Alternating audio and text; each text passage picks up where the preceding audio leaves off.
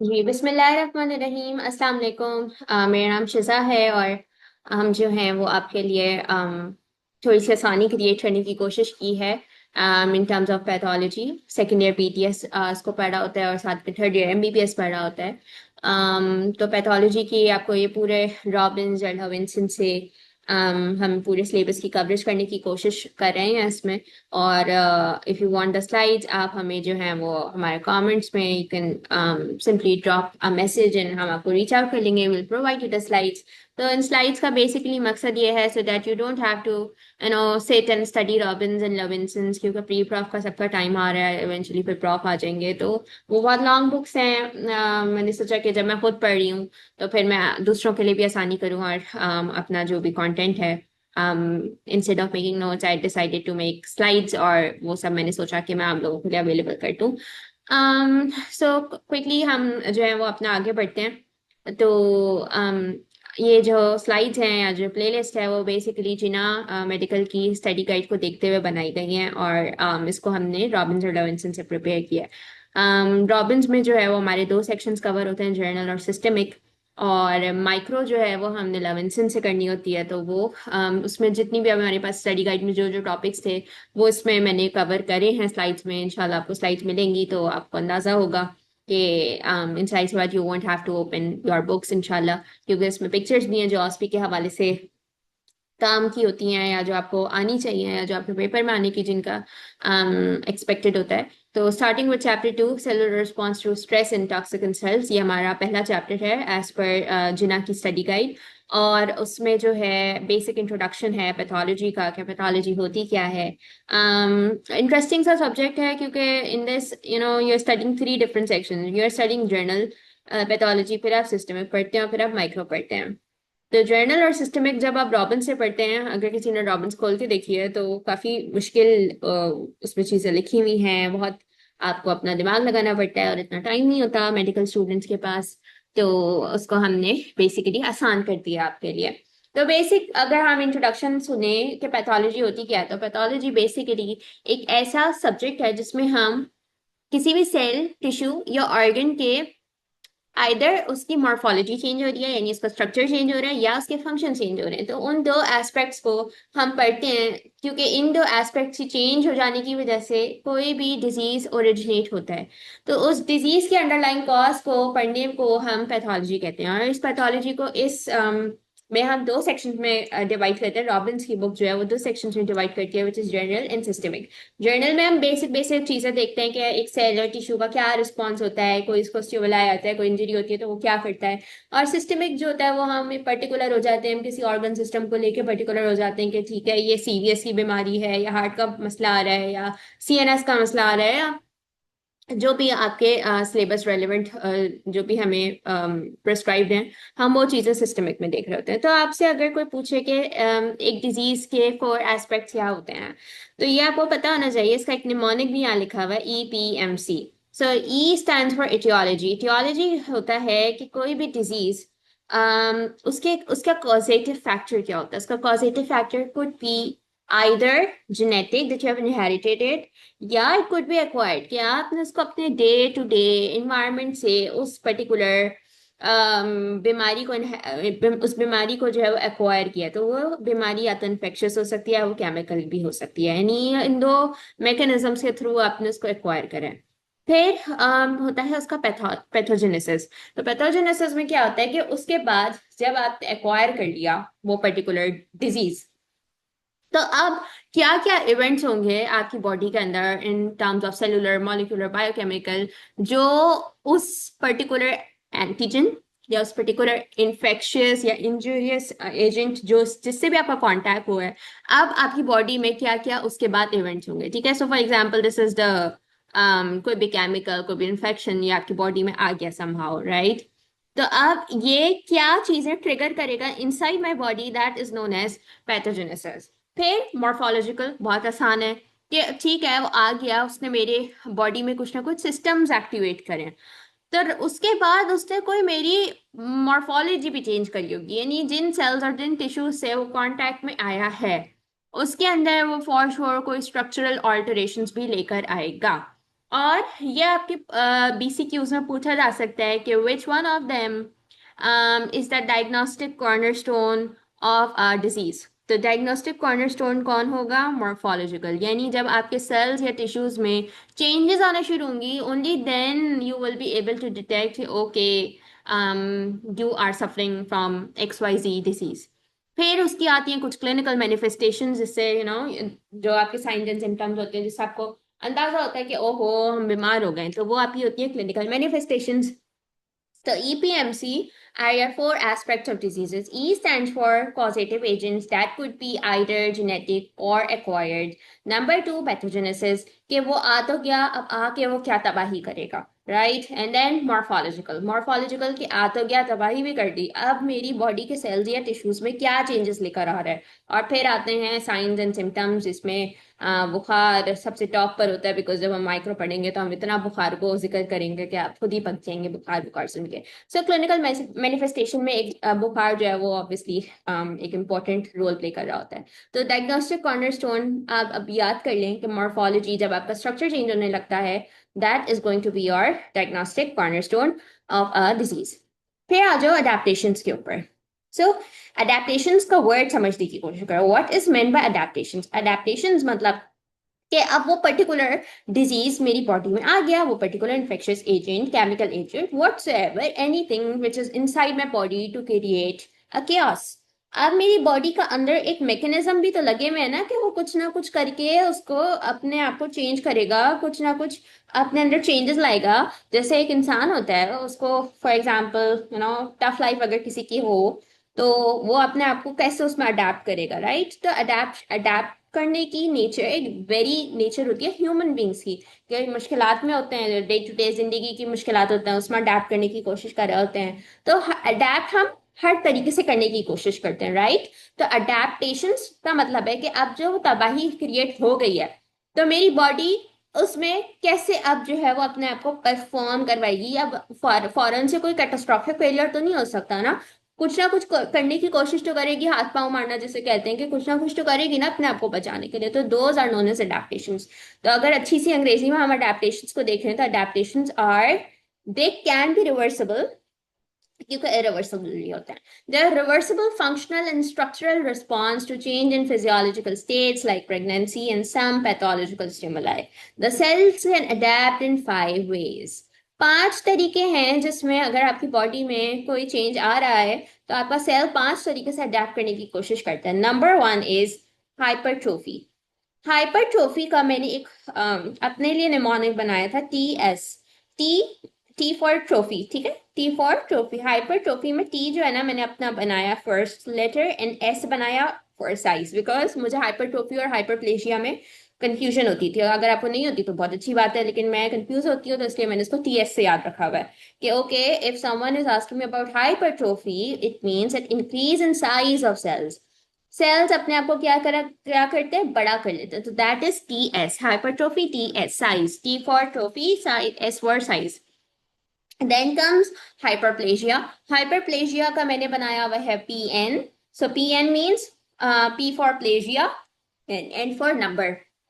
Sales अपने नंबर बढ़ा लेते हैं, अपने अंदर डिविजन कर लेते हैं। और हाइपरप्लेशिया ऑब्वियसली सिर्फ उन्हीं ऑर्गन्स में हो सकता है which are capable of dividing themselves. अब हाइपरप्लेशिया ऐसे किसी ऑर्गन में नहीं होगा जो अपने आप को डिवाइड नहीं कर सकता, तो ये you need to keep this in your mind. फिर एट्रोफी। एट्रोफी आसान है हाइपरट्रोफी का ऑपोजिट, कि साइज में जो है वो डिक्रीज आ रहा है, साइज में डिक्रीज आ रहा है, हेंस मेटाबॉलिक एक्टिविटी में डिक्रीज आ रहा है। मेटाप्लेजिया क्या होता है कि आपका phenotype of the cell change हो रहा है। डिस्प्लेजिया क्या है, ये एक प्री कैंसरस कंडीशन है, जिसमें एबनॉर्मल ग्रोथ होने लगती है। इमेच्योर सेल्स की जो है वो जो रेट होता है उनका बनने का, वो इंक्रीज हो जाता है। तो this is a pre cancerous condition, cancer नहीं है, but dysplasia can be pre cancerous, abnormal growth हो सकती है, या फिर इमेच्योर सेल्स बढ़ सकते हैं। तो metaplasia and dysplasia, there are two different things. Metaplasia में फिनोटाइप चेंज हो रहा है, डिस्प्लेजिया में प्री कैंसरस कंडीशन है। दोनों चीजें हो सकती हैं, साइज भी नॉर्मल ग्रोथ भी हो सकती है, और नंबर भी बढ़ सकता है। हाइपरप्लेशिया PN नंबर बढ़ेगा, और हाइपरट्रोफी TS साइज बढ़ेगा। Okay, so these are 5 adaptations. अच्छा जी, फिर आ जाए cell injury, which is our first topic. Cell injury क्या होती है? सेल इंजरी बेसिकली आपका सेल फॉर एग्जांपल किसी भी टॉक्सिक चीज से एक्सपोज हुआ है, सो सेल इंजर हुआ, ठीक है। तो सेल इंजरी के बाद आपकी बॉडी में या तो वो सेल इंजरी रिवर्सिबल होगी, या दूसरा सिनेरियो होगा कि वो इरिवर्सिबल होगी। इफ इट इज रिवर्सिबल तो फिर उसके टू मैकेनिज्म्स हैं।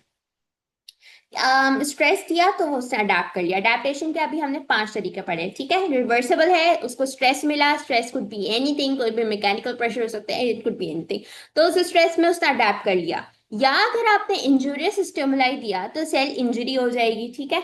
तो स्ट्रेस है, उसके ऊपर काम का लोड ज्यादा है, इफ उस सेल को अपनी कैपेसिटी से ज्यादा काम करना पड़ रहा है तो वो स्ट्रेस की कंडीशन में, ठीक है, स्ट्रेस की कंडीशन में ज्यादा काम करना पड़ रहा है, अडेप्ट करेगा। और इंजूरियस स्टिमुलाई कि उसको बहुत बुरी तरीके से डैमेज हुआ तो ऑब्वियसली सेल में इंजरी आएगी। फिर सेल इंजरी का दूसरा सिनेरियो हो सकता है कि वो इरिवर्सिबल सेल इंजरी है, सेल अपने आप को रेक्टिफाई मॉडिफाई नहीं कर सकता।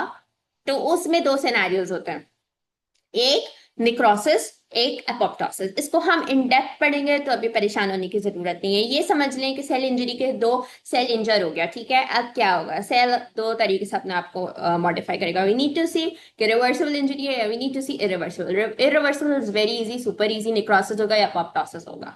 इसका जब हम आगे पढ़ेंगे तो ज्यादा समझ आएगा। रिवर्सिबल स्ट्रेस था, उसका वर्कलोड बढ़ा तो उसने अडेप्ट करने की कोशिश करी, और इंजूरियस स्टिमुलाई था तो सेल इंजरी हो गई। अच्छा, स्ट्रेस को इसको इस तरीके से याद करने की कोशिश करें कि जब हमारे ऊपर प्री प्रॉफ आता है या प्रॉफ का टाइम आता है तो स्ट्रेस बढ़ता है ना, तो हम अपने आप को अडेप्ट करने की कोशिश करते हैं उसके साथ, कि सुबह जल्दी उठना शुरू कर देते हैं, या जैसे मैं हूँ तो सुबह जल्दी उठना शुरू करूंगी। और अगर कुछ लोग होते हैं कि वो रात में अच्छा पढ़ लेते हैं, तो वो किसी ना किसी तरीके से अडेप्ट करेंगे ना सिचुएशन। ऐसा तो कोई नहीं है ना जो प्री प्रॉफ और प्रॉफ के टाइम पे बैठ के सो रहा होगा कि नहीं हम देखेंगे जब जब पेपर आएगा तब की तब देखेंगे, तो ऐसा तो नहीं होता ना। अच्छा, अब वो सेल की इंजरी क्या क्या हो सकती है, यानी वो क्या चीजें हुई कि वो सेल इंजर हो गया। तो या तो उसके पास कोई इंजूरियस एजेंट आ गया, या उसको उसका पर्टिकुलर न्यूट्रिशन ही मिला तो उसकी डेथ हो गई, या उसमें म्यूटेशन हो गई। तो ये 3 चीज हो सकती है, deprivation of nutrition, injurious agent, या फिर म्यूटेशन हो सकती है।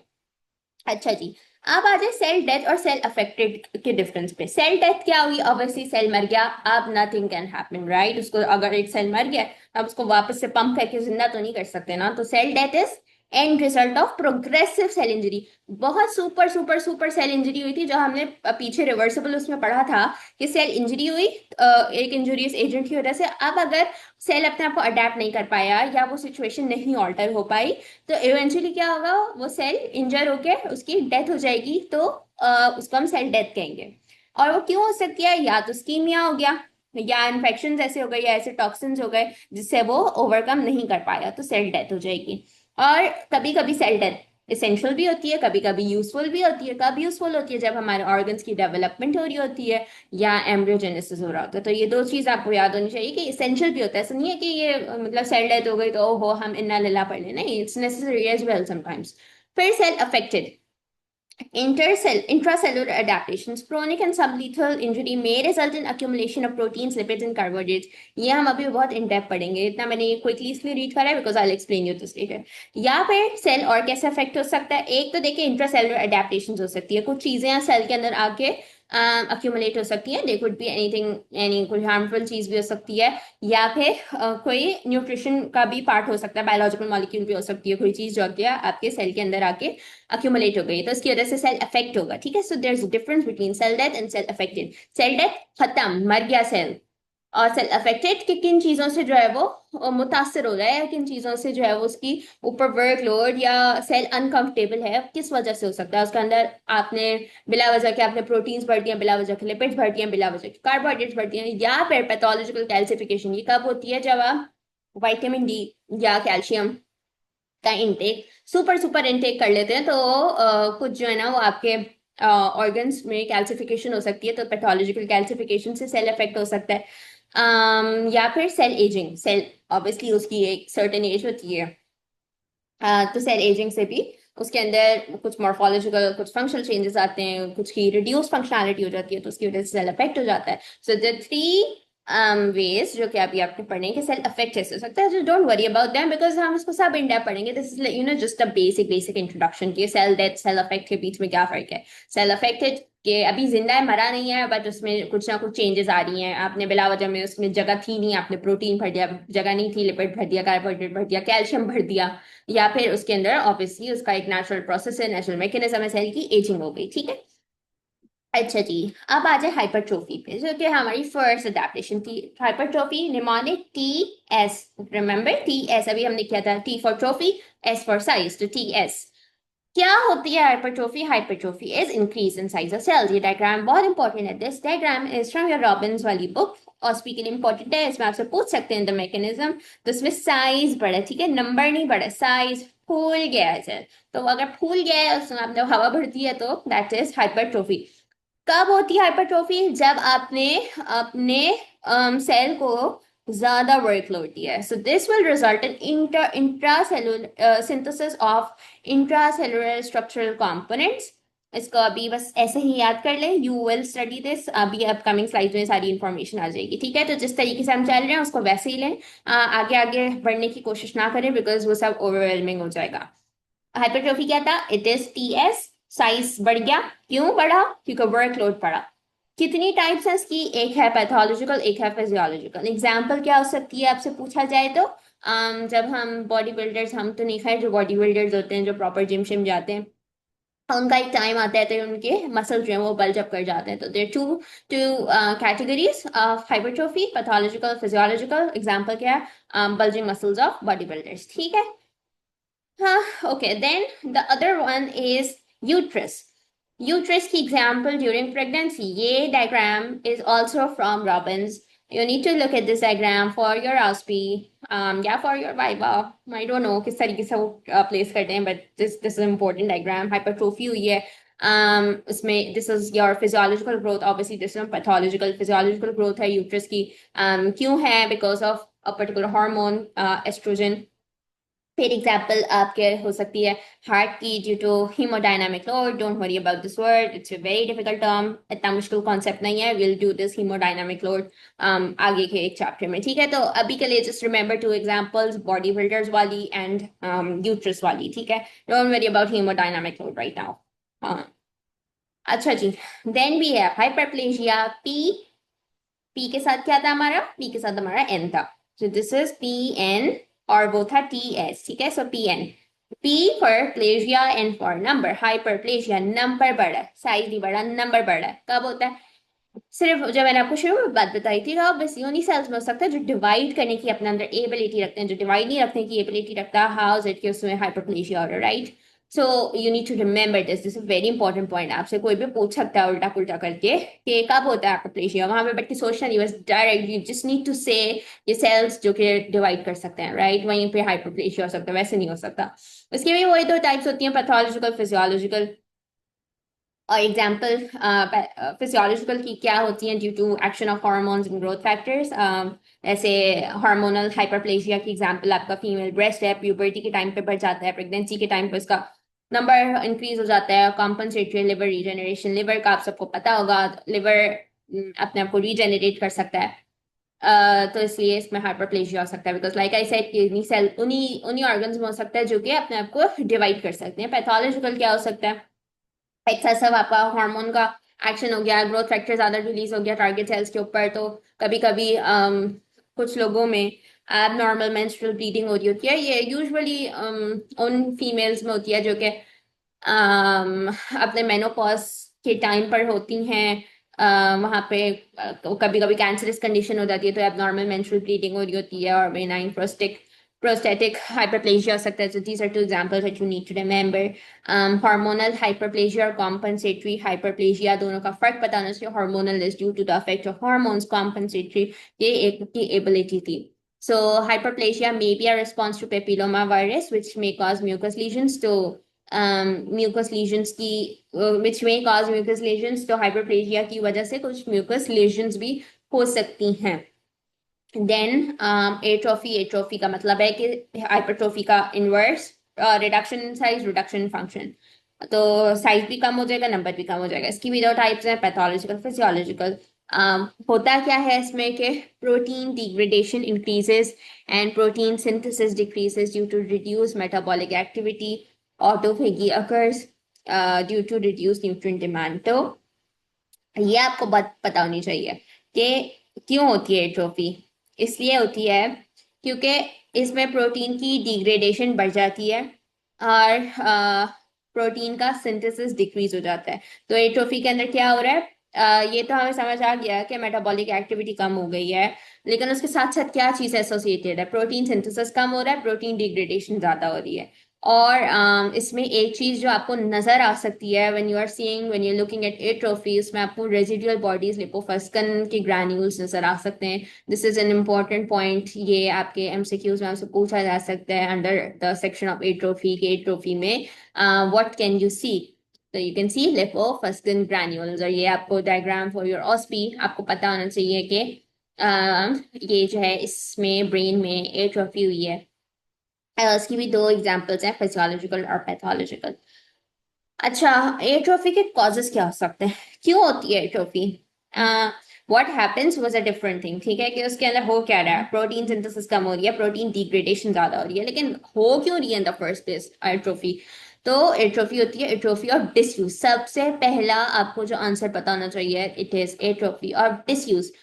डिसयूज का मतलब है कि आपने एक पर्टिकुलर लिम्ब को फंक्शन आपने कम करना शुरू कर दिया है, या उसका वर्कलोड डिक्रीज हो गया है, यूजुअल से कम जो है उसका ऊपर वर्कलोड है।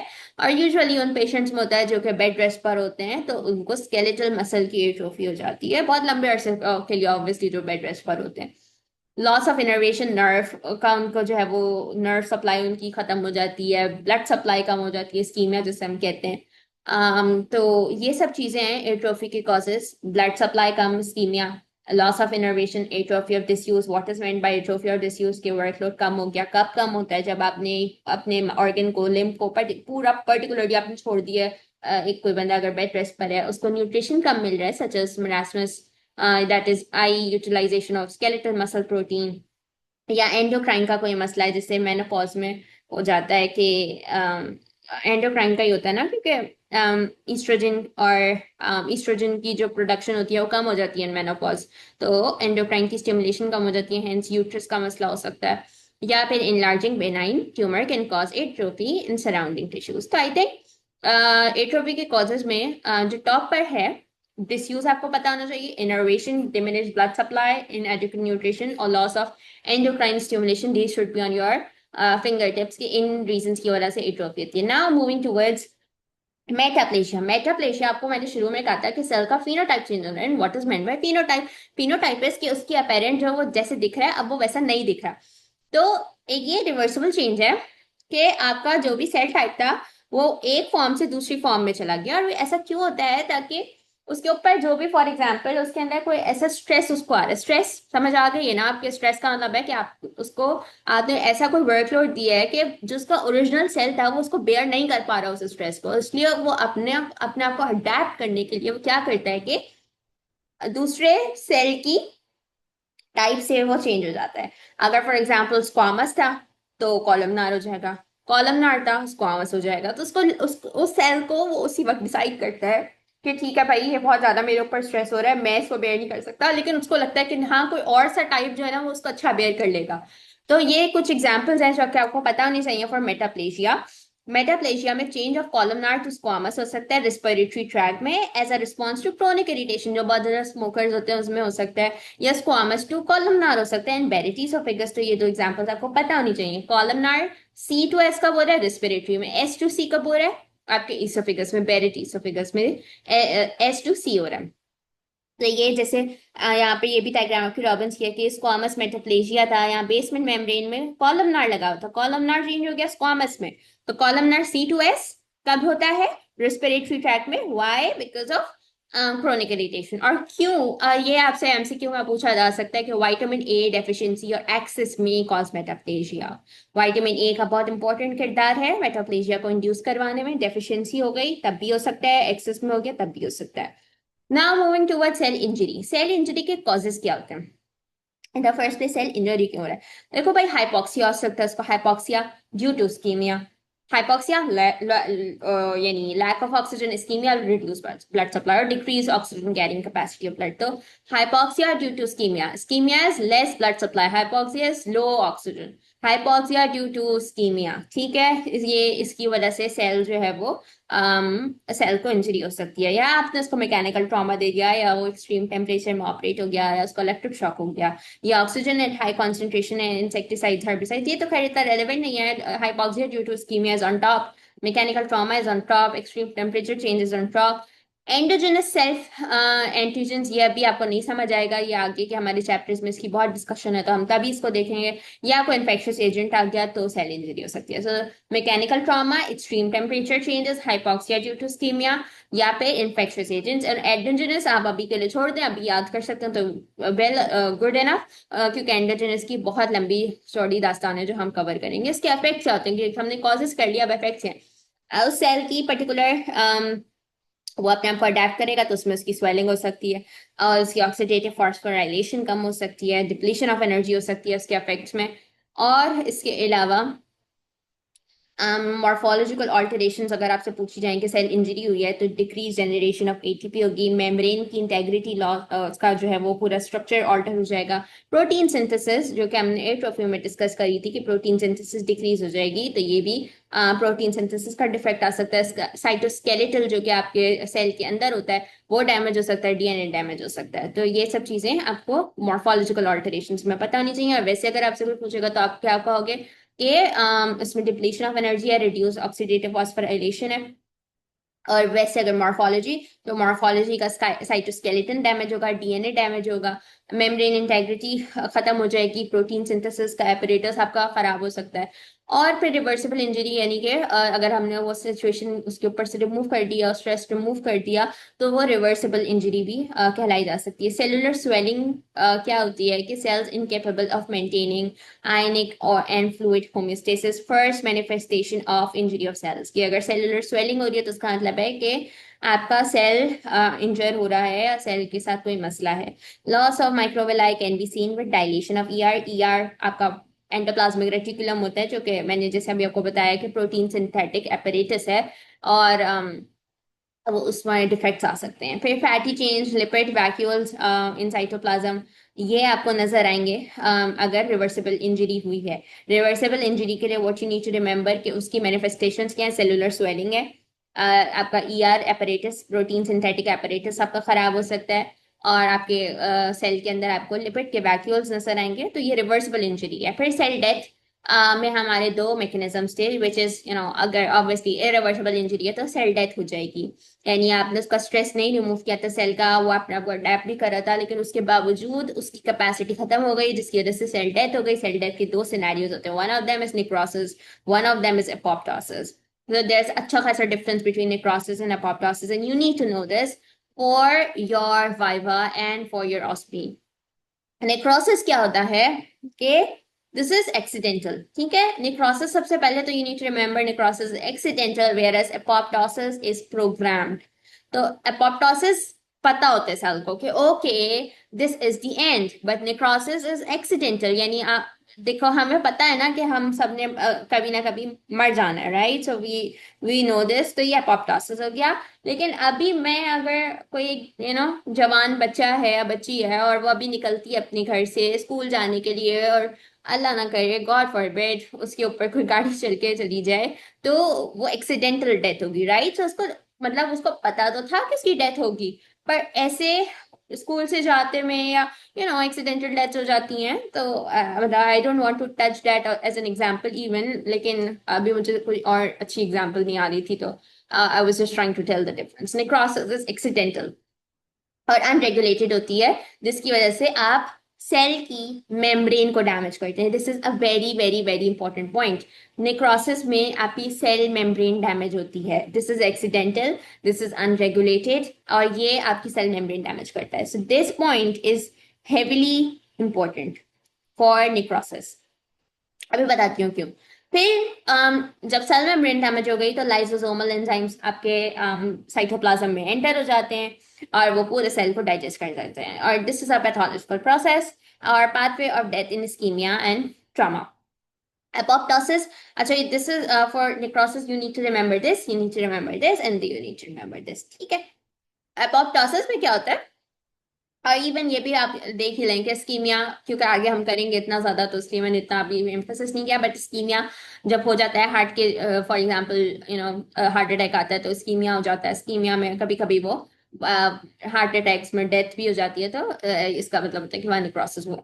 एपोप्टोसिस जो होता है वो एक प्रोग्राम्ड सेल डेथ है, उसमें कोई ऐसा एक्सीडेंटल कोई प्रोसेस नहीं हुआ कि जो है वो लाइसोसोमल एंजाइम जो है वो बिखर गए और उन्होंने पूरे सेल को डाइजेस्ट कर लिया, नहीं, ये डैमेज करता है सेल के डीएनए को। This is a damage to cell का DNA, this is not a damage to cell का membrane.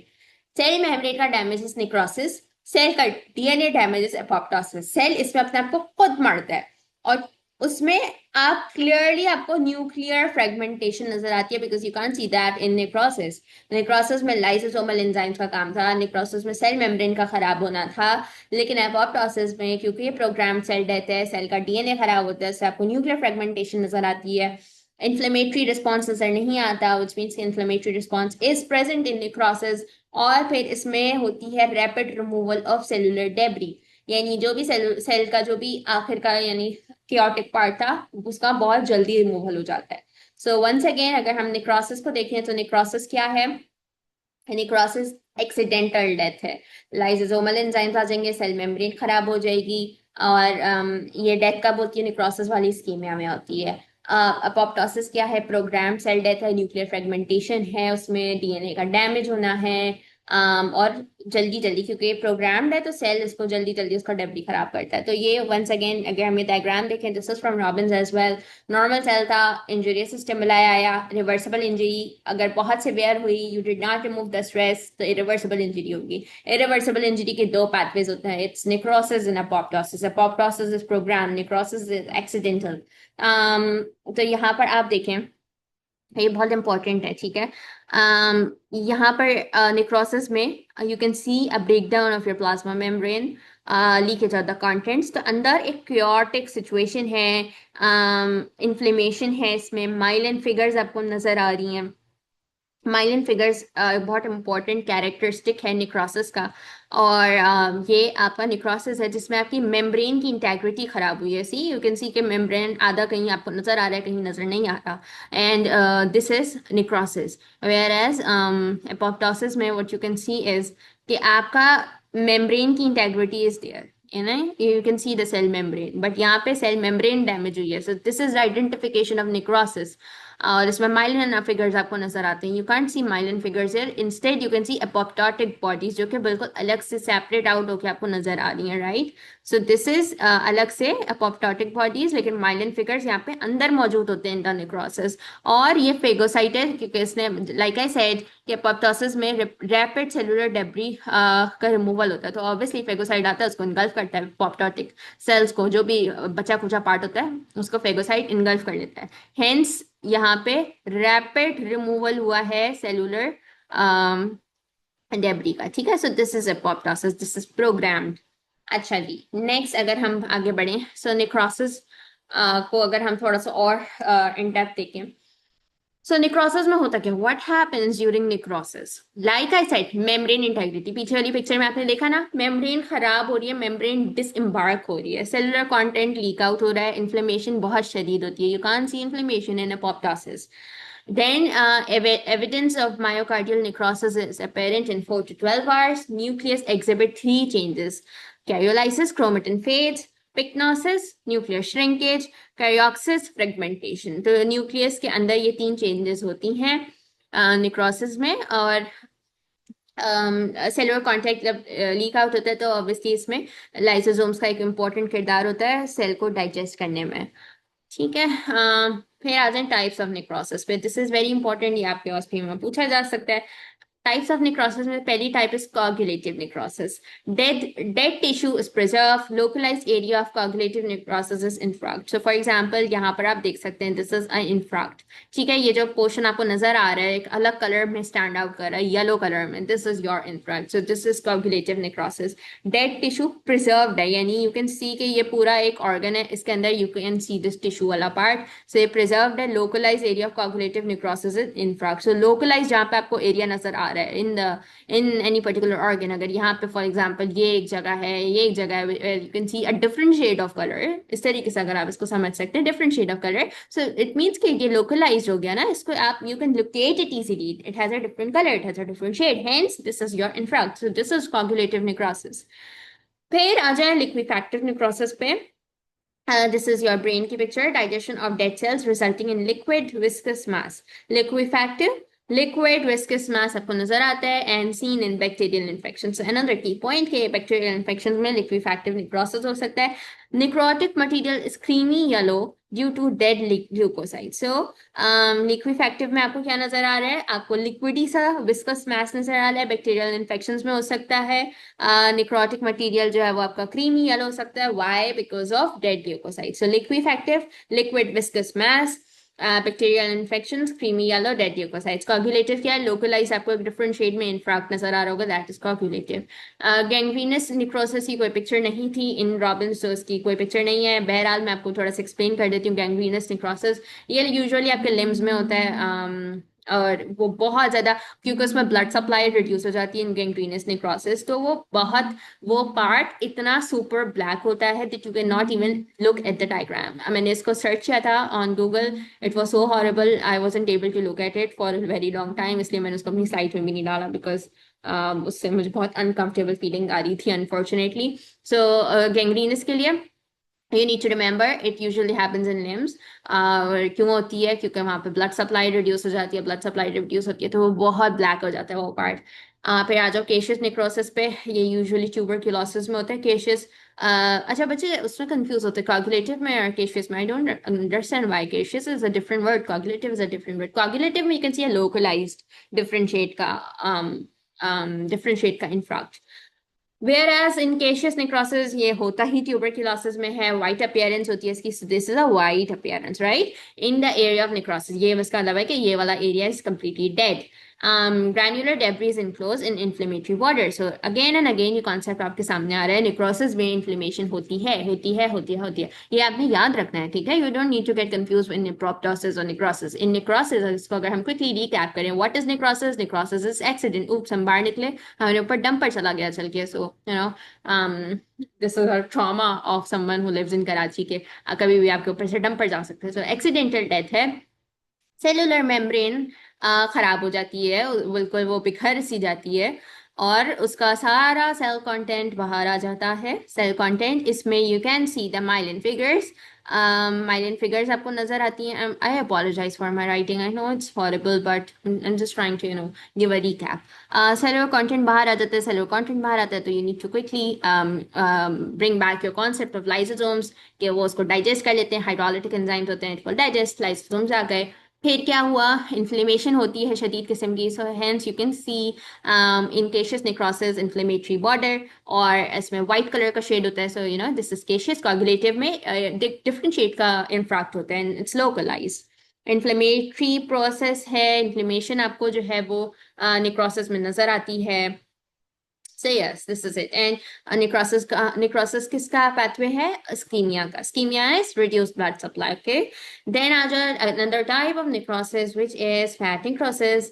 So fat necrosis, it's very easy to मतलब you can easily locate it. You can easily identify it.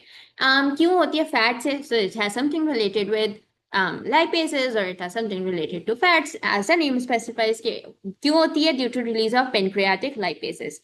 क्यों हो रही है? Pancreatic lipase release हो रहे हैं and they produce chalky white appearance. तो आपको फैट स्पॉनिफिकेशन, ये देखो ये स्पॉनिफिकेशन आपको नजर आ रही है, तो दिस इज चॉकी वाइट अपीयरेंस. ठीक है. सो फैटिंग प्रोसेस में क्या होता है? पेनक्रेटिक लाइपेज लीक आउट कर रहा है. फिब्रिनॉइड नेक्रोसिस क्या होता है? इम्यून रिएक्शंस में नजर आ रहा होता है. आई डोंट थिंक इससे आपको उतना कुछ पूछेंगे, बट इम्यून रिएक्शंस में नजर आ रहा होता है. You need to remember the types. तो हमने कौन कौन सी करी? हमने करी कोगुलेटिव. कोगुलेटिव क्या थी? एक लोकलाइज इंफ्राक्ट नजर आएगा, ठीक है। लिक्विफैक्टिव लिक्विड सा मास नजर आएगा। It's usually seen in brain bacterial infections में, और जो डेड साइट होती है वहाँ पे जो है वो ल्यूकोसाइट्स होते हैं, डेड ल्यूकोसाइट। लिक्विफैक्टिव किया हमने, केशियस किया which is seen in tuberculosis. Inflammation आपको उसमें नजर आ रही होती है। No what's happening with my slides, but खैर अल्लाह ताला आसान करे। Coagulative liquefactive caseous. फिर हमने फैट निक्रोसिस किया, इनमें आपका पेनक्रियाटिक लाइपेज लीक आउट हो रहा है। फिर फिब्रिनॉइड इम्यून रिएक्शंस में नजर आता है। फिर गैंग्रीनस जो कि थोड़ा सा हॉरिबल सा था। You can you know obviously आप लोग जो है अपना सर्च कर सकते हैं गैंग्रीनस को। उसमें लिम्स में होता है और ब्लड सप्लाई उसमें खत्म हो जाता है, ठीक है। सो ये टाइप्स थी नेक्रोसिस की। फिर आज डिप्लीशन ऑफ एटीपी। आपको अभी याद होगा कि पीछे हमने किया था कि डिप्लीशन ऑफ एटीपी हो जाता है, डिक्रीज ऑक्सीडेटिव फॉस्फोराइलेशन हो जाता है। तो मैं आपको एक दफा दिखा भी देती हूँ कि मैं क्या बात कर रही हूँ। Wait, depletion of ATP.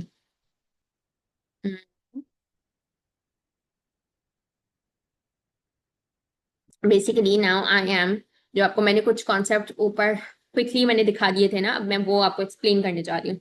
सो अब हम मॉर्फोलॉजिकल ऑल्टरेशन का पहला पार्ट करने जा रहे हैं, in cell injury decrease generation of ATP, ठीक है। हम ये सब डिस्कस करेंगे one by one.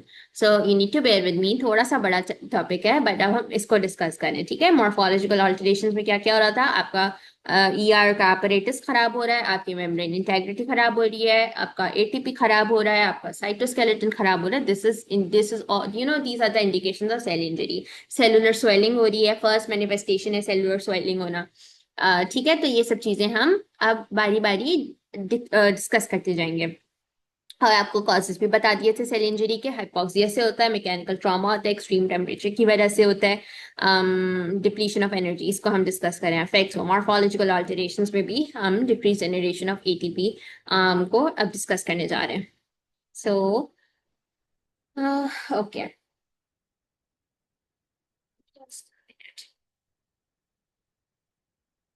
yes.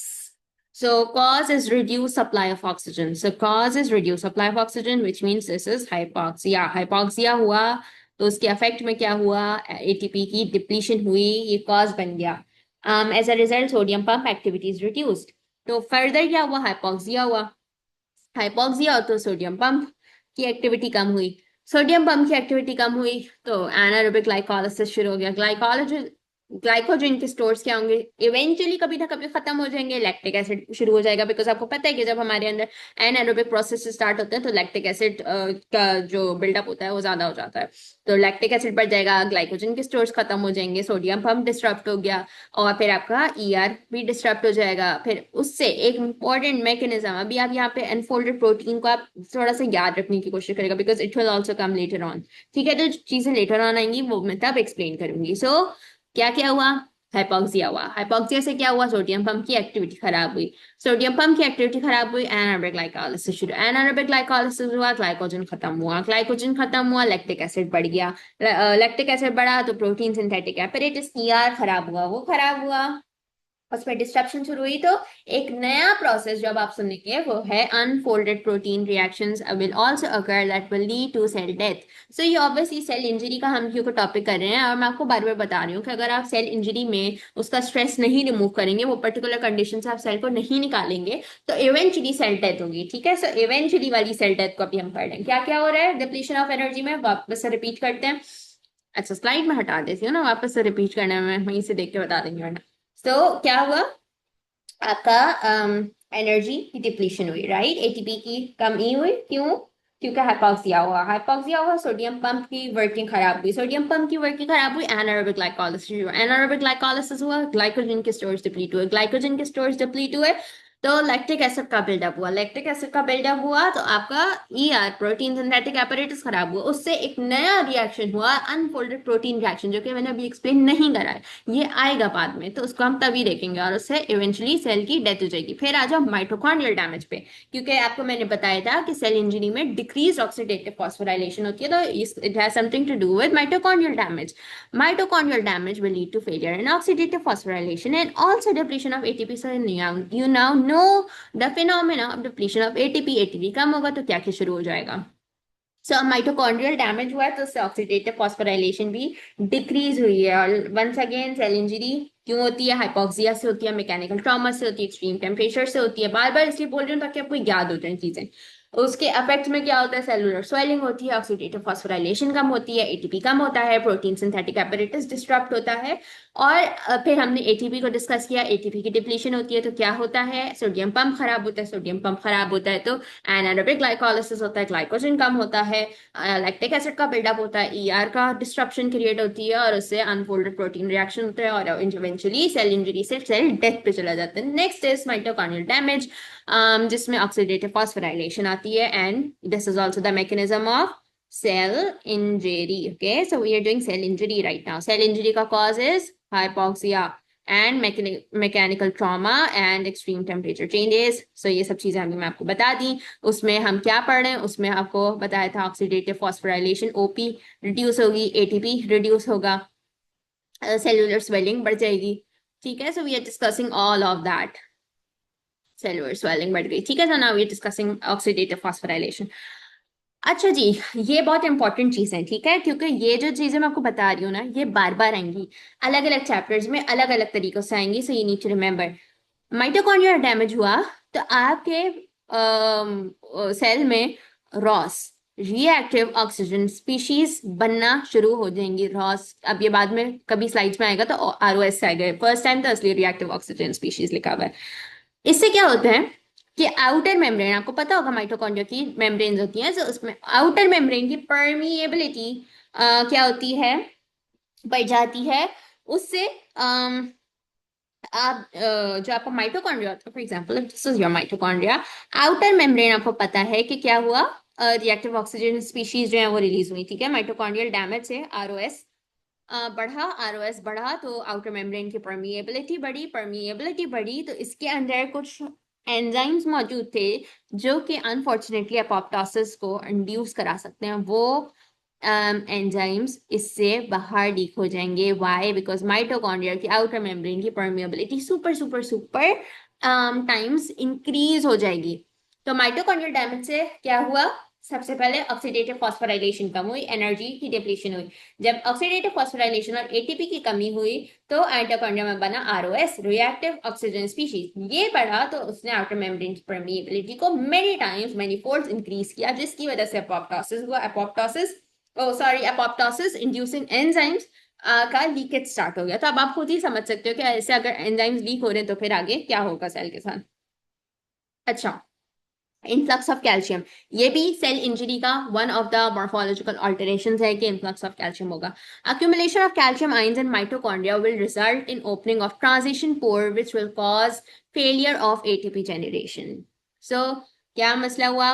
Calcium ions का accumulation हुआ किसमें? माइटोकॉन्ड्रिया में। सो वो माइटोकॉन्ड्रियल डैमेज एक अलग चीज थी, एटीपी जनरेशन एक अलग चीज है। एटीपी की डिप्लीशन एक डिफरेंट मैकेनिज्म था। हम डिफरेंट डिफरेंट मैकेनिज्म्स करें, प्लीज डोंट गेट कंफ्यूज। मैं आखिर में एक पूरा ओवर रिकैप भी दे दूंगी। ठीक है, सो अक्यूमुलेशन ऑफ कैल्शियम आयन से क्या हुआ? माइटोकॉन्ड्रिया में किस चीज की ओपनिंग हुई? ट्रांजिशन पोर की। अच्छा ये देखो, ये बार बार मैं बता रही हूँ, ये चीजें बार बार आएंगी, तो अभी नहीं समझ आ रहा तो रिकॉर्डिंग को दोबारा से सुन लो, क्योंकि बार बार आएंगी ये चीजें। कैल्शियम आयंस माइटोकॉन्ड्रिया में घुसे तो किसको ओपन करवाया? ट्रांजिशन पोर्स को। ट्रांजिशन पोर्स क्या करते हैं? एटीपी जनरेशन को फेल करवा देते हैं। और फिर एटीपी जनरेशन जब कम हो जाती है, सोडियम पंप खराब होता है। सोडियम पंप खराब होता है, anaerobic glycolysis, lactic acid buildup, ER का disruption and reactive protein unfold वाला जो मैंने आपको एक अभी रिएक्शन बताया था वो शुरू हो जाता है। फिर माइटोकॉन्ड्रिया डैमेज होता है, ऑक्सीडेटिव फॉस्फोराइलेशन कम हो जाती है, एटीपी बनना कम हो जाता है। उससे क्या होता है? उससे आरओएस बनता है। आरओएस बनता है तो आपका जो मेम्ब्रेन की परमिएबिलिटी है वो बढ़ जाती है, उससे एपोप्टोसिस इंड्यूसिंग एंजाइम्स रिलीज हो जाते हैं। फिर कैल्शियम अगर बढ़ जाएगा माइटोकॉन्ड्रिया के अंदर तो वो माइटोकॉन्ड्रिया में ट्रांजिशन पोर्स को ओपन करवा देगा, जिसकी वजह से एटीपी जनरेशन का फेलियर हो जाएगा। Increased calcium ions will cause activation of phospholipases, proteases, and endonucleases. The last nail in the coffin. All right. फिर आज ऑक्सीडेटिव स्ट्रेस। मैंने अभी बताया था कि आरओएस क्यों बनता है, माइटोकॉन्ड्रियल रेस्पिरेशन की वजह से बनता है। लेकिन वो डिग्रेड हो जाता है, ठीक है। नॉर्मल सिचुएशन में आरओएस की स्पीशीज वैसे भी बन रही हैं इन योर माइटोकॉन्ड्रिया, पर वो डिग्रेड हो जाती हैं। But if they are accumulated they will cause oxidative stress. ROS may cause lesions in DNA and trigger apoptosis. So it's not directly triggering the apoptosis, like you saw in the previous slide. It will increase the permeability of the mitochondria, hence the apoptosis inducing enzymes are released, and eventually फिर आप कह सकते हो कि ठीक है ROS की वजह से अपोप्टोसिस हो गया। सो ऑक्सीडेटिव स्ट्रेस क्या है? नॉर्मली आपके सेल में आरओएस होता है, माइटोकॉन्ड्रिया उसको डिग्रेड कर देता है, ठीक है। मतलब out of mitochondrial respiration ROS वैसे ही बन रहा है बट डिग्रेड हो जाता है। लेकिन अगर वो डिग्रेड नहीं होगा, अक्यूमुलेट होगा तो ऑक्सीडेटिव स्ट्रेस क्रिएट करेगा। ऑक्सीडेटिव स्ट्रेस से क्या होगा? मेम्ब्रेन की परमिएबिलिटी को बढ़ा के एपोप्टोसिस इंड्यूसिंग एंजाइम्स को रिलीज करवा देगा। अच्छा जी, मेम्ब्रेन परमिएबिलिटी। तो ROS may cause injury to cell membrane by lipid peroxidation. ये इतनी लंबी चौड़ी कहानी, ये you don't need to remember, I have told you this many times. Increase cytosolic calcium, मैंने अभी बताया कि कैल्शियम आपका इंक्रीज हो जाएगा, आपके माइटोकॉन्ड्रिया में इसकी एक्यूमुलेशन होगी, तो it will activate protease, phospholipase, endonuclease that cause damage to cytoskeleton. So see, वो सब चीजें जो पीछे आपको morphological alterations में पड़ी हैं वो सब जाके connect हो रही हैं। Mitochondrial membrane damage से क्या होगा कि it will lead to the opening of transition pore like we discussed. इससे क्या होगा? transition pore अगर open हो गया तो ATP बनना कम हो जाएगा and release of proteins that cause apoptosis. फिर loss of osmotic valence with cellular contents. An injury to lysosomal enzymes may cause leakage of enzymes into cytoplasm. So ये सब अब आपका यहाँ पर आके ज्वाइन हो रहे हैं डॉट्स, ठीक है। सो वंस अगेन ये चीजें देखें, ये बहुत इंपॉर्टेंट स्लाइड्स हैं, थोड़ी सी बोरिंग हैं पर ये बहुत इंपॉर्टेंट है। ये मैंने जो है वो सुना है सीनियर से, अब लेट्स सी कि हमारे पेपर में किस तरीके से आता है। बट ये आप इसको अच्छे से देख लें कि ये सारे हमने मैकेनिज्म्स किए। डिप्लीशन ऑफ एटीपी का किया, एटीपी कम होगा, रिड्यूस क्यों होगा? हाइपोक्सिया से होगा, सोडियम पंप खराब होगा, एनारोबिक ग्लाइकोलाइसिस, ग्लाइकोलाजन का स्टोर खत्म होगा, लैक्टिक एसिड की अक्यूमुलेशन जो है वो बढ़ेगी, उससे ईआर को आप डिस्टर्ब करेंगे और उससे अनफोल्डेड प्रोटीन रिएक्शन होगा, unfolded protein reaction will come back. Mitochondrial damage से आप क्या करोगे? आरओएस वैसे ही माइटोकॉन्ड्रिया में बन रहा होता है बट डिग्रेड हो जाता है, अगर अक्यूमुलेट हो जाएगा तो ऑक्सीडेटिव स्ट्रेस क्रिएट करेगा, जिसकी वजह से आउटर मेम्ब्रेन की परमिएबिलिटी आप इंक्रीज करेंगे और वो इवेंचुअली अपोप्टोसिस करेगा। व्हाई? बिकॉज उसने अपोप्टोसिस इंड्यूसिंग एंजाइम्स को रिलीज करवाया होगा। इनफ्लक्स ऑफ कैल्शियम होगा तो ट्रांजिशन पोर्स खुल जाएंगे माइटोकॉन्ड्रिया के, जिसकी वजह से एटीपी जनरेशन कम हो जाएगी और फिर इवेंचुअली प्रोटीएस, फॉस्फोलाइपेसेस और एंडोन्यूक्लियोसिस कैल्शियम आयंस जो है वो रिलीज करवा देते हैं, ठीक है। सो ये सब चीजें this was a quick recap कि अभी तक हमने क्या किया। इनफ्लक्स ऑफ कैल्शियम से क्या होगा? Keep asking these questions again and again from your side कि डिप्लीशन ऑफ एटीपी से क्या मैकेनिज्म हो रहा है? मेम्ब्रेन परमिएबिलिटी से क्या हो रहा है? मेम्ब्रेन परमिएबिलिटी से अपोप्टोसिस इंड्यूसिंग एंजाइम्स रिलीज हो रहे हैं। इनफ्लक्स ऑफ कैल्शियम से क्या हो रहा है? ट्रांजिशन पोर्ट खुल रहे हैं, ट्रांजिशन पोर्ट खुल रहे हैं तो एटीपी कम हो रहा है। आरओएस वैसे ही बन रहा है लेकिन आरओएस अक्यूमुलेट हो जाएगा तो ऑक्सीडेटिव स्ट्रेस हो जाएगा, ऑक्सीडेटिव स्ट्रेस हो जाएगा तो अपोप्टोसिस इंड्यूसिंग एंजाइम जो है वो रिलीज हो जाएंगे। सो ये सब चीजें आप अपने आप से बार बार करें। ऑल्सो कैल्शियम के इन्फ्लक्स से कौन कौन से एंजाइम्स एक्टिवेट हो रहे हैं? Protease, phospholipase, endonuclease. Now moving towards ischemia. So ischemia is the most common cell injury. Hypoxia से होती है यानी लैक ऑफ ऑक्सीजन की वजह से इस्कीमिया हो जाता है and induced by reduced blood supply. तो इस वजह से जो है वो इस्कीमिया होता है। इस्कीमिया का other name is reduced blood supply, hypoxia का other name is lack of oxygen. और फिर इसमें होता है loss of oxidative phosphorylation and decrease ATP. So now you know oxidative phosphorylation and decrease ATP. Decrease ATP is resulting from opening of transition pore, right? ठीक है। सो उससे ATP आपका decrease होगा और फिर कैल्शियम के इनफ्लक्स से क्या होगा? So I keep asking these questions again and again ताकि आपको चीजें याद हो। इनफ्लक्स ऑफ कैल्शियम आयन से क्या होगा? प्रोटीएस, एंडोन्यूक्लियस और फॉस्फोलाइपेज जो है वो रिलीज होंगे। फिर फेलियर ऑफ सोडियम पंप होता है सेल इंजरी का, क्योंकि अब आप लोग पूरा सारा मैकेनिज्म पढ़कर आ गए हो। सो यू नाउ नो कि सेल इंजरी में क्या क्या हो रहा है। सेल इंजरी में ऑक्सीडेटिव फॉस्फोराइलेशन हो रहा है, और क्यों हो रहा है ये भी पता है। डिक्रीज एटीपी हो रहा है, क्यों हो रहा है ये भी पता है। फेलियर ऑफ सोडियम पंप ये अभी आप लोगों ने डिक्रीज एटीपी में पढ़ा, राइट। फिर influx of calcium ion. So now अब आपको कोई भी बीमारी दे दी जाए and if they tell you कि ओके ये पर्टिकुलर चीज सेल इंजरी की वजह से हुई है, सो नाउ यू नो कि क्यों हुई है, हाइपोक्सिया से हुई है। ये हमने पीछे पढ़ा ना, हाइपोक्सिया हुआ, मैकेनिकल ट्रॉमा हुआ या टेम्परेचर चेंज हुआ, उसकी वजह से हमने पढ़ा सेलुलर स्वेलिंग हुई, ऑक्सीडेटिव फॉस्फोराइलेशन कम हुई, एटीपी कम हुआ। फिर हमने उसका पूरा इंडेप्थ अभी हम एनालिसिस करके आ रहे हैं कि ऑक्सीडेटिव फॉस्फोराइलेशन कम होती है, मेम्ब्रेन आपका माइटोकॉन्ड्रिया खराब हो रहा है, डिक्रीज एटीपी हो रहा है, क्यों हो रहा है, सोडियम पंप खराब हो रहा है तो उससे क्या हो रहा है, एनारोबिक ग्लाइकोलिसिस हो रहा है, उससे क्या हो रहा है, ग्लाइकोजन का स्टोर खत्म हो रहा है, उससे क्या हो रहा है, लैक्टिक एसिड बिल्डअप हो रहा है, उससे क्या हो रहा है, ईआर खराब हो रहा है। So now you can write all of this in cell injury because now you know all the mechanisms, right? फिर इन्फ्लक्स ऑफ कैल्शियम आइंस हो रहा है तो उससे क्या हो रहा है, प्रोटीएज आ रहा है, फॉस्फोलाइपेज आ रहा है, एंडोन्यूक्लियस आ रहा है। फिर इन्फ्लक्स ऑफ कैल्शियम आइंस से आपको ये भी पता चल गया कि ट्रांजिशन पोर्स खुल रहे हैं, उससे एटीपी कम हो रहा है। फिर आपको ये भी पता चल गया कि माइटोकॉन्ड्रिया की अगर मेम्ब्रेन खराब हो रही है, आरओएस ऑक्सीडेटिव स्ट्रेस लेकर आ रहा है, तो ये सब चीजें you need to write in cell injury, right? ये यू नीड टू टेल, अगर आपसे वाइवा में पूछे जा रहे सेल इंजरी के बारे में। सो अब आपको ये पता है कि ओके, माइटोकॉन्ड्रिया में वैसे ही आरओएस बनता है, लेकिन आरओएस डिग्रेड हो जाता है, अगर अक्यूमुलेट होगा तो ऑक्सीडेटिव स्ट्रेस होगा, ऑक्सीडेटिव स्ट्रेस होगा तो ऑक्सीडेटिव स्ट्रेस होगा तो उसकी वजह से आपका जो है वो मेम्ब्रेन की परमिएबिलिटी जो है वो बढ़ जाएगी, मेम्ब्रेन की परमिएबिलिटी बढ़ेगी तो आपका एपोप्टोसिस इंड्यूसिंग एंजाइम्स रिलीज होंगे। ये आप अपने आप को बार बार रिपीट करें बिकॉज अब आपको इन वर्ड से पूरे पूरे मैकेनिज्म्स ट्रिगर हो जाने चाहिए। डिक्रीज एटीपी से क्या हो रहा है, सोडियम पम्प से क्या हो रहा है, कैल्शियम आयन से क्या हो रहा है, ग्लाइकोजन से क्या हो रहा है, लॉस ऑफ ग्लाइकोजन स्टोर्स खत्म हो रहे हैं, लैक्टिक एसिड बिल्डअप हो रहा है। सो ये सब चीजें आप पीछे कर रहे हो। सेल इंजरी आपने पढ़ा, कॉज पढ़ा, इफेक्ट पढ़ा, इफेक्ट का आपने पूरा मैकेनिज्म पढ़ा, अब आप उसको कन्वर्ट कर रहे हो एक पूरी सेल इंजरी के फिनोमिना पे जो कि स्कीमिया है। स्कीमिया क्यों हो रहा है, हाइपोक्सिया से हो रहा है, कॉज आपने पढ़ा, पीछे इफेक्ट पढ़ा, उसका मैकेनिज्म पढ़ा। सो ये सब चीजें आप पढ़ चुके हैं, अब आप उसको पुट बैक कर रहे हैं ischemia. Ischemia persists then irreversible injury takes place. So now you know ना कि सेल इंजरी में अगर आप वो स्ट्रेस का कॉज रिमूव नहीं करोगे तो सेल की डेथ हो जाएगी। सेल की death either necrosis either apoptosis, either necrosis और एपोप्टोसिस। नेक्रोसिस आपको आप पता है नेक्रोसिस की कितनी सारी हमने टाइप्स पढ़ी, फिर आपको नेक्रोसिस में पता है कि वो एक एक्सीडेंटल डेथ है, एपोप्टोसिस एक प्रोग्राम सेल डेथ है। नेक्रोसिस में जो है वो सेल मेम्ब्रेन की इंटेग्रिटी खराब हो रही है, एपोप्टोसिस में डीएनए डैमेज हो रहा है, न्यूक्लियर फ्रेगमेंटेशन हो रही है। उसमें इन्फ्लेमेशन नहीं होती है एपोप्टोसिस में, नेक्रोसिस में इन्फ्लेमेशन होती है, माइलिन फिगर्स नजर आते हैं, सेल की अजीब सी शक्ल नजर आती होती है, तो वो सेल डेथ है। फिर डैमेज टू प्लाज्मा मेम्ब्रेन। अब अगर प्लाज्मा मेम्ब्रेन है या स्वेलिंग ऑफ माइटोकॉन्ड्रिया है या लाइसोसोम्स है या माइलिन फिगर्स हैं तो this means this is necrosis, right? So ये सब चीजें आपके पीछे के सारे कॉन्सेप्ट हो गए ना converge.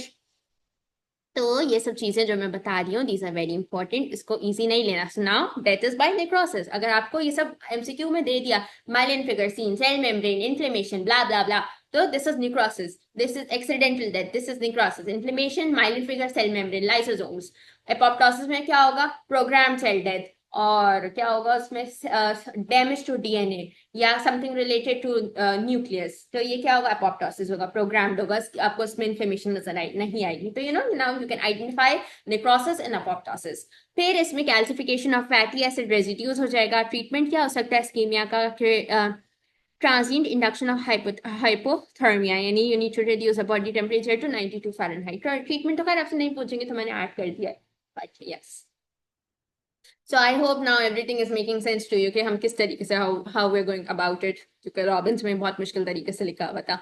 Anyways, now moving to apoptosis. Apoptosis, like I mentioned, it's a programmed cell death. Cells activate intrinsic enzymes. So ये भी अब आपको थोड़ा याद आ रहा होगा कि सेल की इंजरी में एक पार्ट था जहां हम apoptosis कर रहे थे। apoptosis कहाँ हो रहा था, जहाँ पे माइटोकॉन्ड्रिया की मेम्ब्रेन को डैमेज हो रहा था, जिससे हमने पढ़ा कि ऑक्सीडेटिव स्ट्रेस हो रहा था। Oxidative stress is caused by ROS.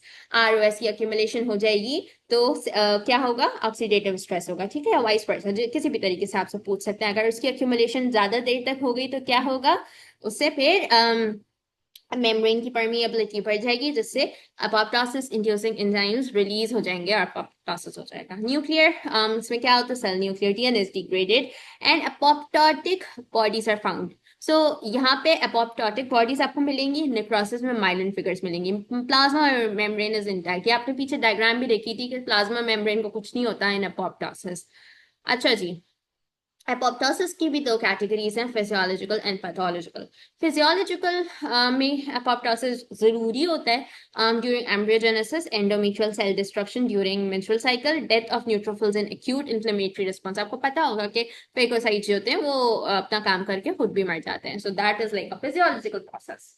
Pathological यानी आपके अंदर कोई चेंजेस आ रही हैं, कुछ कुछ इन्फेक्शियस चीज आई है, कोई इंजरी स्टिमुलाई था तो उसमें रेडिएशन, हाइपोक्सिया यानी लैक ऑफ ऑक्सीजन की वजह से आपका डीएनए डैमेज हो सकता है। improperly folded proteins accumulation puts ER in stress. ये रिएक्शन हम करेंगे, डोंट वरी अबाउट इट, ठीक है? We'll do this, it will come later, पर अभी के लिए just you can have this in mind. ER has something to do with improperly folded proteins, ठीक है? Just keep this in mind for now. We'll do this. Loss of infected cells. So these are your pathological apoptosis. अच्छा जी. Okay, so now this is apoptosis. This diagram is in Robbins. apoptosis में everything is related to DNA, nucleus, chromosome, chromatin, ठीक है? तो उसमें आपने ये याद रखना है कि आपको apoptosis में if you are supposed to identify apoptosis तो आपके it has something to do with nucleus, ठीक है? इसमें आपका chromatin condense होगा, इसमें आपको apoptotic bodies नजर आएंगी, इसमें आपको cytoplasmic blebs नजर आएंगे। ये मैंने एक MCQ में देखा था ये वर्ड, रॉबिन्स में भी लिखा हुआ है और एमसीक्यू में भी पूछा गया था कि एपोप्टोसिस में व्हिच फीचर कैन यू सी, तो उसका आंसर था साइटोप्लाज्मिक ब्लब्स, ठीक है? तो ये आपको याद होना चाहिए। सेल श्रिंक हो जाएगा, साइटोप्लाज्म कंडेंस हो जाएगा, so it has everything to do with nucleus, ठीक है? न्यूक्लियस का क्रोमेटिन कंडेंस हो जाएगा, ठीक है? This is you need to remember. अच्छा, अब आ जाओ वो एंजाइम्स जिनकी वजह से एपोप्टोसिस होता है। That enzyme is known as caspases. Caspases causes apoptosis. Caspases are proenzyme. Proenzymes आपको पता होगा, वो एंजाइम जो कि इनएक्टिव फॉर्म में होते हैं, ठीक है? फिर उनको एक्टिव किया जाता है। तो इनको एक्टिव करने का दो तरीका होता है, यानी दो फेजेस होते हैं कैस्पेजेस को ऑपरेट करवाने के। One of them is initiation, other one is execution. Caspases जब इनिशिएट करोगे तो ऑब्वियसली प्रोएंजाइमेट्स को एक्टिवेट करोगे, you are going to activate the enzyme which causes apoptosis, caspases. और फिर उसकी एग्जीक्यूशन फेज में क्या होगा कि वो अपना काम करेगा। उसका काम क्या है? डिग्रेड करना, एपोप्टोसिस क्रिएट करवाना, तो degradation of cellular components. Two pathways हैं, intrinsic, extrinsic. Intrinsic is mitochondrial. You have studied this with me. Extrinsic is death of receptor. ठीक है? सो ये एपोप्टोसिस कौन सा एंजाइम करवा रहे हैं? कैस्पेसिस। कैस्पेसिस क्या है? प्रोएंजाइम। प्रोएंजाइम जो है वो दो फेजेस होते हैं उसके, इनिशिएशन, एग्जीक्यूशन। इनिशिएशन में उसको एक्टिवेट कर रहे हो, एग्जीक्यूशन में क्या कर रहे हो? उसकी डिग्रेडेशन करवा रहे हो। दो तरीके हैं एपोप्टोसिस के, इंट्रिंसिक, एक्सट्रिंसिक। इंट्रिंसिक माइटोकॉन्ड्रियल था, ये हमने पढ़ा अभी। अच्छा, अभी थोड़ा सा मुश्किल तरीके से जैसे आपके उसमें लिखा है, बट मैं इसको सिंप्लीफाई करती हूँ आपके लिए। Stress causes mitochondria to become leaky. I have told you stress again and again. Mitochondria leaky हो जाएगा, उससे क्या होगा? Apoptosis वाले enzymes release हो जाएंगे। Cytochrome C, a protein inside mitochondria, leaks out into the cytoplasm. So cytochrome C will then bind with APAF1. APAF1 is apoptotic protease activating factor 1. Together they form the apoptosome. This activate caspase 9 जो कि आपका enzyme है। It will activate कैस्पेस 3, कैस्पेस 7 जो कि execute करवाएंगे और cell का structure break down हो जाएगा। तो इसको इतना मुश्किल करके इतना आपको लगेगा ओ माय गॉड ये मैंने क्या बता दिया। जस्ट सिंपली रिमेंबर कि इंट्रिंसिक में क्या हुआ? स्ट्रेस हुआ, माइटोकॉन्ड्रिया लीक हुआ, ठीक है? If you can remember cytochrome C, well and good. If you can't, कोई बात नहीं। जस्ट रिमेंबर द फैक्ट, जब लीकी होगा तो ये एंजाइम्स रिलीज हो जाएंगे। कौन से एंजाइम जो एपोप्टोसिस को इंड्यूस करवाते हैं उसमें कौन है? कैस्पेस। कैस्पेस किस फॉर्म में रिलीज होगा? इनिशिएटर वाले में एज अ प्रो एंजाइम। बाहर जाएगा तो एग्जीक्यूटर वाले कैस्पेसिस को क्या करेगा? एक्टिवेट कर देगा और एपोप्टोसिस हो जाएगा। You don't need to remember all this कहानी। फिर एक्सट्रिंसिक में डेथ ऑफ रिसेप्टर। लाइगेंड आया, ligand binds to its ligand binds to its death receptor. Receptor binding activates adapter proteins. These recruit and activate caspase 8, initiator caspase. ठीक है, initiator वाले को, उसने further executor वालों को एक्टिवेट करा 3 6 7, जैसे यहाँ पे 3 और 7 को किया था, वहां पे 3 और 7 ही याद कर लो और फिर एपोप्टोसिस।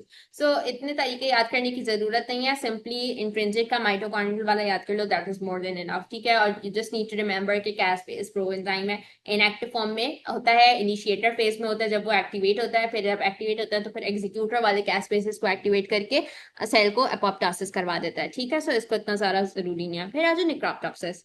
निक्रोप्टोसिस जो है ना, it's a combination of necrosis and apoptosis, इसलिए इसका नाम यानी शिप नेम कर दिया निक्रोप्टोसिस। तो morphologically resembles necrosis like loss of ATP, cellular swelling, generation of Ross. Generation of Ross क्या है, देखो 1 मिनट एन आंसर। तो खैर 1 मिनट तो बहुत ज्यादा हो जाएगा। जनरेशन ऑफ रॉस क्यों होती है, क्या होता है रॉस की वजह से, क्या होता है रॉस की वजह से, होता है ऑक्सीडेटिव स्ट्रेस। ठीक है, तो बीच बीच में अलगी पासिंग अजीब अजीब सवाल। ओके, जब भी मैं लिखने की कोशिश करती हूँ, my slide goes blah. And release of lysosomal enzymes with membrane damage. So आपका morphologically यानी जो जो things that you can see apparent वो necrosis वाली हैं। मेम्ब्रेन डैमेज हो रही है, लाइसोसोमल एंजाइम्स आ रहे हैं, लाइसोसोमल एंजाइम्स आ रहे हैं तो फॉर श्योर माइलन फिगर्स भी आएंगी, लॉस ऑफ एटीपी होगा, सेलुलर स्वेलिंग, इंजरी हुई, लॉस हुआ, oxidative stress, loss of ATP से यू नो द एंटायर कहानी नाउ।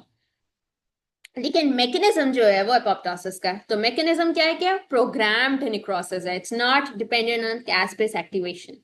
ठीक है, सो इसको कभी कभी कैसपेस इंडिपेंडेंट भी बोला जाता है निक्रोप्टोसिस को। कि कोई एक सवाल मैंने देखा था जिसमें था कि which of them is caspase independent, तो वो निक्रोप्टोसिस था उसका आंसर। ठीक है, सो मैकेनिज्म क्या है, एपोप्टोसिस वाला प्रोग्राम्ड है, but it is not dependent on apoptosis करवाने वाला एंजाइम विच इज कैसपेस। तो कैसपेस की एक्टिवेशन के ऊपर इट इज नॉट डिपेंडेंट। ठीक है, लेकिन शक्ल में मॉर्फोलॉजिकली निक्रोसिस को रिजेंबल करता है। फिर आ जाओ ऑटोफेगी पे, इसमें क्या होता है, ऑटो मीन सेल अपने आप को खुद खा लेता है। सो ये पिक्चर है रॉबिन्स की, इसको लेट मी सी, आगे हमारे पास क्या है, 1 मिनट। अच्छा, ऑटोफेगी में क्या होता है कि इनिशिएशन का प्रोसेस होता है कि सेल ने अब अपने कंटेंट को खाना शुरू करना है, तो ऑब्वियसली सेलुलर स्ट्रेस होगा।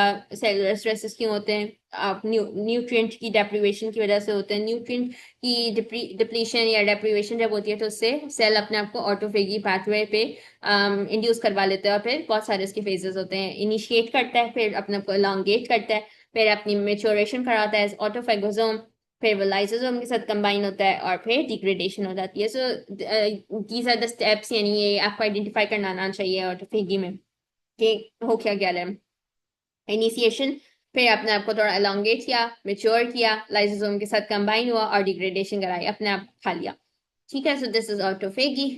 फिर आ जाओ इंट्रासेलुलर अक्यूमुलेशन, ये भी हमने पीछे अभी देखा था, अब आपको मैं करवा रही हूँ क्योंकि ये मैंने उस वक्त नहीं डिस्कस किया था। तो इंट्रासेलुलर अक्यूमुलेशन ऑब्वियसली कोई चीज है जो कि अपने अंदर आके सेल के अंदर आके अक्यूमुलेट हो रही है। It could be a protein, it could be fat, it could be carbohydrate, कोई भी चीज आके जो अक्यूमुलेट हो रही है तो उसकी वजह से वो इंट्रासेलुलर अक्यूमुलेशन है। Steatosis is an abnormal accumulation of triglycerides. अगर ये आपसे पूछा जाए abnormal accumulation of triglycerides, तो steatosis कहाँ आपको देखा जा सकता है, लिवर में, हार्ट में, मसल में, किडनी में। किस वजह से होता है, डायबिटीज, ओबेसिटी में हो सकता है, cholesterol deposition in intimal layer of aorta. So fatty liver में हो सकता है ये, या कोलेस्ट्रॉल की जो मसला हो जाता है लोगों के अंदर, कोलेस्ट्रॉल की accumulation हो सकती है।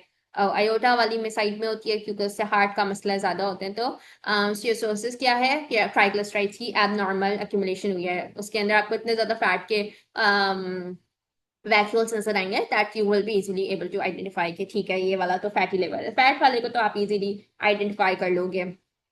सो ये कहाँ होता है, ओबेसिटी में होता है, और डायबिटीज वाले में हो जाता है।